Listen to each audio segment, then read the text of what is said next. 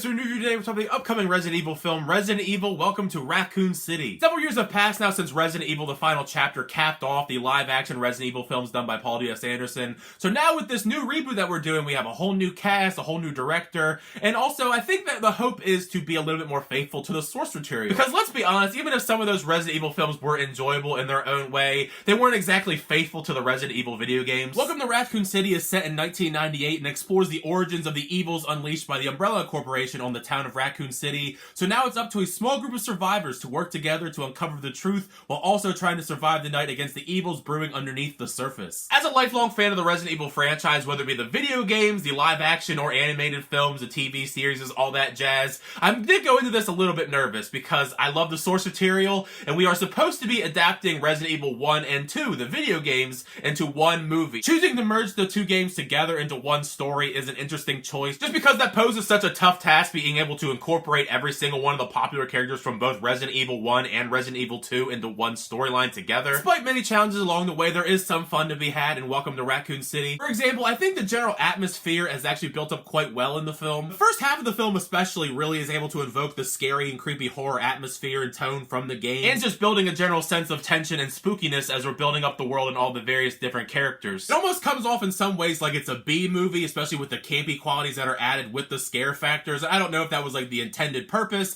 but that to me kind of felt like a B movie. There are still some pretty good scares along the way. The horror aspect is very much clear in Resident Evil Welcome to Raccoon City. I mean, it got me a couple times. There are some scares that are very obvious that you would see coming from a mile away, but the several that did get me I thought were quite fun. There's a lot of fun references and Easter eggs along the way if you're a fan of the Resident Evil franchise that I don't want to spoil for you guys, but there are some cool ones and there are some ones that you've seen already in the trailers. Now when it comes to the action in Welcome to Raccoon City, I think that some of the action scenes do hit the mark and there are others that don't hit the mark. There are some skirmishes sprinkled throughout the film that I had a little bit of fun with. No matter who is playing them, there always is some excitement factor to seeing Jill, Claire, Leon, Chris, and Wesker taking on creatures from the video games. I think they did a decent enough job balancing the action between all the different characters so no one really gets too much shine in the action scenes. They were able to cram in a lot of the different creatures that we see in Resident Evil 1 and 2 in this film, whether it be the dogs, William Birkin, Lickers, zombies, even Lisa Trevor is in this, even if she's not from the original Resident Evil 1, she's in the remake. I did like for the most part how they were able to incorporate her into Welcome to Raccoon City. Since in the film she does play a much more pivotal role than I was expecting going into the film. This was pretty clear from the trailers that we got going into the film, but it does feel like the budget has been stretched quite a bit in the film. It's $40 million reportedly, that was the budget for Welcome to Raccoon City. You can really see in some of the sequences that they kind of needed a little bit more time and effort put into the CGI. Some of the bigger moments we have in the film with the action and the creatures involved, especially William Birkin, I think that stuff was pretty rough. I mean, you see it in the trailer,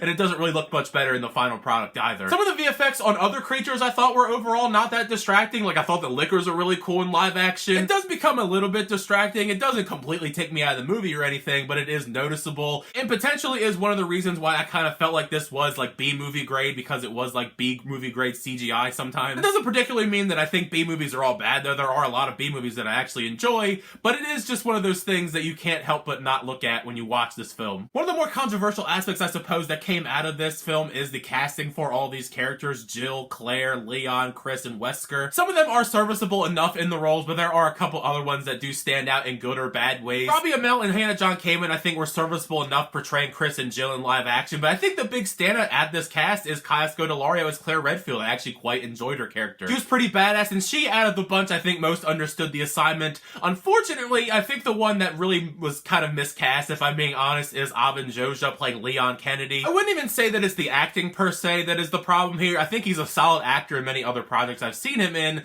but he just feels just nothing like Leon Kennedy, from the look to the way that he acts, and he's just kind of like a weird, goofy character that feels nothing like Leon Kennedy, and it's just kind of one of those things that I think you could have just had a different actor play Leon Kennedy and it would have made a little bit more sense. Fans of the Resident Evil franchise, especially if you've played the first two Resident Evil games, I do think that this film would be much easier to follow than if you hadn't gone into this knowing any knowledge. Because without that knowledge of the video games, the story and its execution does feel a little bit messy, which is something that I feared when you're trying to combine two big video games into one movie that's less than 2 hours long. It's one of the bigger problems to the film is that we spent almost too much time setting up everything, which causes the second half to suffer because of it due to everything feeling very rushed to its conclusion. It's almost to the point where it actually feels almost incomplete by the end. I wouldn't be surprised if a lot of stuff was cut and left on the cutting room floor in the film, if maybe we'll get some deleted scenes along the way, alternate endings, all that stuff, because because there's a lot that I think you could have added into this film to expand the world, but you also don't want like a 3-4 hour long Resident Evil movie either. So that's why it's a big problem when you're trying to combine 2 games into 1 movie. All around, Resident Evil Welcome to Raccoon City is kind of a mixed experience. There are some things that I really do love as a Resident Evil fan, and I think that if you're a fan of Resident Evil, there are going to be things in this that you do enjoy, especially if you have that fondness for those first 2 video games. But I do think there are some other things that you're not going to enjoy as well, and it's just some of the stuff is just very messy and just weirdly put together. There are quite a bit of flaws with the movie, but I do think that they could potentially be improved and built upon if they do make a sequel to this.